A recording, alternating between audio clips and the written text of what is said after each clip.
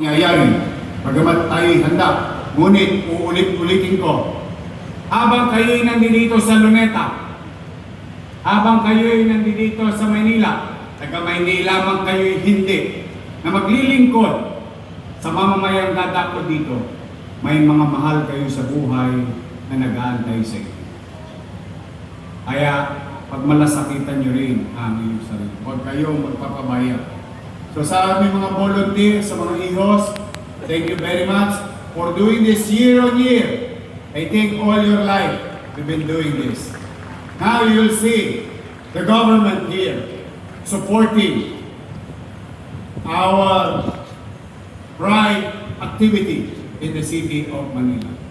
Totoo po na dito magsisimula. We here, we are now located in the kilometer zero of the country. And that also goes to our church, Poong Nazareno. Dito nagsimula, lumawak na, magaganap.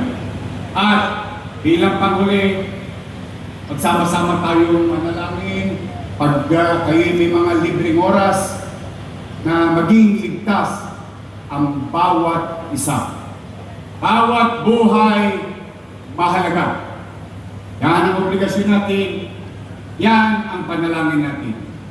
At maging huwaran ang lahat kayo, lahat tayo, sa buong mundo ng isang maayos na pinakamalaking activities na nagaganap taon-taon sa lungsod ng Maynila.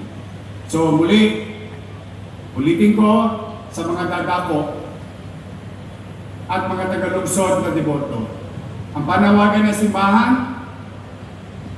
ang okasyong ito ay maging banal, ligtas, at mapayapa. At maraming salamat sa inyo. Pagpalain nawa kayo ng Poong May Kapal. Manila! God first. Thank you.